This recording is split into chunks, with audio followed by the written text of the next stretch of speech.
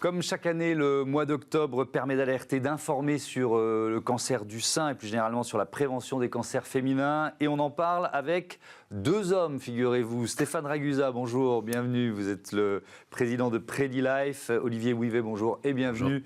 Cofondateur, président de WeLive. Et donc, on est trois hommes pour parler du cancer du sein. Et c'est très bien, d'une certaine façon. Je vous poserai une question là-dessus un peu plus tard. Mais je voudrais qu'on présente vos entreprises respectives. PrediLife, c'est quoi ?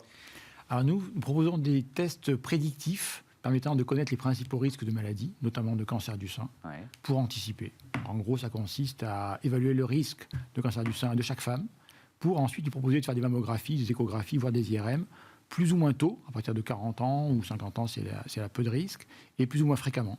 L'idée étant d'anticiper comme ça les cancers pour les trouver au stade précoce, au stade 1. Plus on prend un cancer tôt, au-delà du cancer du sein, d'une manière générale, mieux c'est évidemment. C'est une évidence, mais il faut la rappeler, quoi. C'est une évidence. Et pour le prendre tôt, il faut le diagnostiquer tôt, il faut faire des examens tôt. Et donc, il faut savoir qui est à risque. Et voilà ce qu'on fait. Parfait. WeLive, Olivier Ouivet. On va être bien complémentaires aujourd'hui. Oui. Moi, je pars d'un petit... C'est peut-être pour ça qu'on vous a invités tous les deux. J'imagine, c'est pas un hasard. Mais moi, on est parti d'un petit constat, c'est que je ne sais pas si vous en êtes conscient, je pense, vu la chaîne, c'est que la pyramide de Maslow a pas mal changé en entreprise depuis 10 ans environ. Les attentes des collaboratrices, collaborateurs ont énormément évolué. Eux le savent très bien. Les décideurs, peut-être un peu moins. Et donc, de ce constat-là, nous, on a décidé de développer une solution, donc très différente de ce que vous faites, mais je pense que ça va nous permettre de débattre. B2B, c'est une plateforme pour les ressources humaines qui permet en fait de former, d'engager les équipes autour de sujets plutôt sérieux, sensibles, comme le cancer du sein, par exemple, par un moyen qui est très ludique, la gamification, par le jeu. Et donc, on utilise le jeu pour parler de cancer du sein, pour parler de formation, pour parler d'onboarding, d'engagement. Et ça fait 4 ans qu'on fait ça. On a un peu plus de 300 partenaires en France et à l'international. Et notre objectif, c'est de dire que les collaborateurs ont des nouvelles attentes, il y a des nouveaux moyens de communication, et on a développé l'outil pour que les décideurs s'en rendent compte et agissent. Et donc, si je comprends bien, vous pouvez sensibiliser et les sensibiliser à aller éventuellement faire un dépistage dans la foulée. Ça pourrait fonctionner comme ça. On pourrait même faire un petit partenariat, on en parlera après, mais il y a pas mal de synergies à mon avis. Qui sait, c'est à ça aussi que peut servir cette émission. Octobre Rose, Stéphane Ragusa, mois de sensibilisation. Cette campagne, elle existe depuis plusieurs années. Pourquoi elle est primordiale ? Est-ce que vous en ressentez l'effet d'une certaine façon ? Vous voyez ce que je veux dire ? C'est-à-dire qu'il y a un pic de renseignements, éventuellement d'utilisation de vos outils. Oui, il y a un intérêt, effectivement, il y a un pic d'intérêt pour nous au plan économique. Mais pourquoi cette campagne est primordiale ? Parce qu'il y a des enjeux de santé publique qui sont particuliers au cancer du sein. Il y a quelques cancers qui concernent beaucoup de monde, cancer du sein, de la prostate, côlon, mais la particularité du sein, c'est qu'on touche des femmes jeunes. C'est-à-dire que l'âge médian du cancer du sein, c'est autour de 60 ans. Il y a beaucoup de femmes qui font des cancers du sein avant 50 ans, 10 000 chaque année en France. Il n'y a pas l'équivalent en matière de cancer de la prostate. On ne connaît pas d'hommes, moi je ne connais pas d'hommes qui ont fait un cancer de la prostate à 40, 50 ans. Je connais des femmes. Donc il y a un vrai enjeu de santé publique, éventuellement de productivité au travail aussi, qui est spécifique au cancer du sein et qu'en général on ne connaît pas. Parce qu'effectivement, on est des hommes et on a l'impression que le cancer du sein, c'est comme le cancer de la prostate. Non, pas du tout. En termes d'années de vie perdues, c'est très différent. Parce qu'effectivement, vous avez beaucoup de décès jeunes. Et c'est ça qui change tout. Est-ce que c'est important qu'on soit trois hommes de la trivialité sur un plateau pour parler du cancer du sein, à votre avis, Olivier Ouivet ? Par exemple, ce que vous venez de dire là. Vous le savez, vous êtes un expert. Moi, je le sais parce que ça fait plusieurs années qu'on propose un challenge sur Octobre Rose. Je suis convaincu qu'il y a beaucoup d'hommes en entreprise qui ne le savent pas. Et pour nous, l'objectif, c'est que ces gens le sachent. Donc, en fait, vous êtes dans la prévention des malades. Nous, on est dans l'anticipation et la vulgarisation des thématiques en entreprise. Donc, c'est capital qu'il y ait des hommes parce que je vais vous donner un exemple très concret. On travaille beaucoup avec des structures masculines, des clients à nous qui ont beaucoup d'hommes en interne. Et les challenges Octobre Rose sont très appréciés parce qu'ils découvrent, ils apprennent et en fait, ça touche leur femme, ça touche leur fils, ça touche leur mère. Et je pense que les femmes sont beaucoup plus acculturées sur le sujet que les hommes, donc qu'on soit là, c'est pas mal. Moi, je viens d'apprendre certaines choses, donc merci. Et je suis convaincu qu'il y a des milliers d'hommes derrière leur télé qui apprennent aussi aujourd'hui. Oui, espérons-le. Stéphane Ragusa, est-ce que ça a été une critique qui a longtemps été faite au secteur de la santé, le fait que les maladies des femmes étaient moins adressées que celles des hommes, c'est-à-dire que les médicaments étaient plutôt testés sur des hommes, etc., etc. Je sais que ça a changé, mais est-ce que c'était une réalité et est-ce qu'il faut évidemment la combattre ?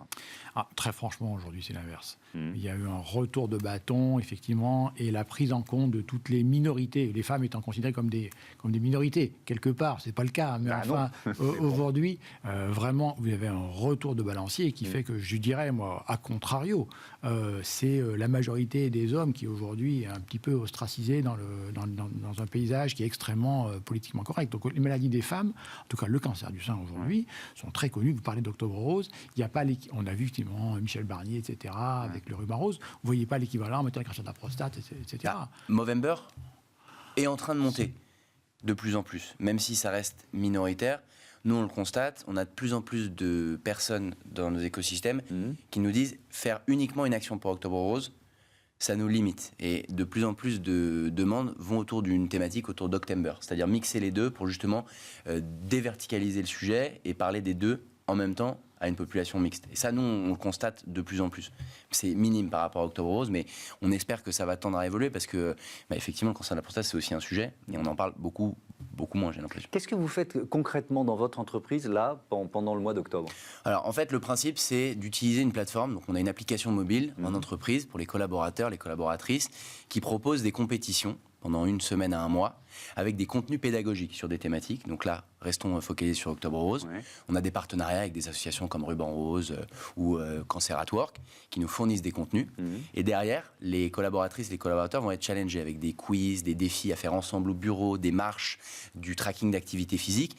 Et l'idée, c'est de créer une compétition saine et ludique, les faire monter en compétence sur le sujet, et à la fin, financer un projet pour les assos que j'ai pu citer ou d'autres projets caritatifs. Donc le but, c'est de faire quelque chose de cohésif, de collectif, qui touche aussi bien les hommes que les femmes, aussi bien les personnes touchées que les personnes qui ne sont pas touchées et qui ont envie d'en apprendre plus sur le sujet. Et donc on fait ça pour Octobre Rose, on le fait pour Movember, et on le fait pour des centaines d'autres sujets sérieux, de manière ludique, pour faire monter en compétence tout le monde en interne. Alors chez Predilife, on pourrait dire que c'est Octobre Rose toute l'année avec les dispositifs que vous proposez aux femmes, notamment, je crois que ça s'appelle Mamorisque, c'est ça ? Est-ce que vous avez commencé à en parler tout à l'heure, mais détailler un peu ce que, en fait, les étapes à suivre, puisque c'est un bilan prédictif du cancer du sein. Oui, alors pour prédire le cancer du sein, on intègre 3 types de paramètres qui sont quelques questions: âge, antécédents familiaux, personnels.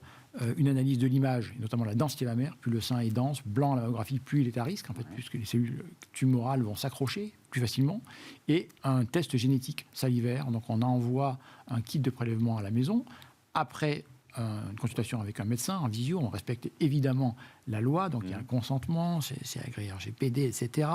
Et à partir de ça, donc on mesure l'héritabilité du cancer du sein. Avec ces 3 paramètres, donc on donne une probabilité de risque de cancer du sein de chaque femme, qui permet ensuite d'avoir un protocole de prévention personnalisé qui lui aussi est fourni par un médecin. Ouais. Vous disiez c'est un cancer qui touche parfois des femmes jeunes. Donc ça veut dire, vous conseillez de le faire à partir de quel âge ?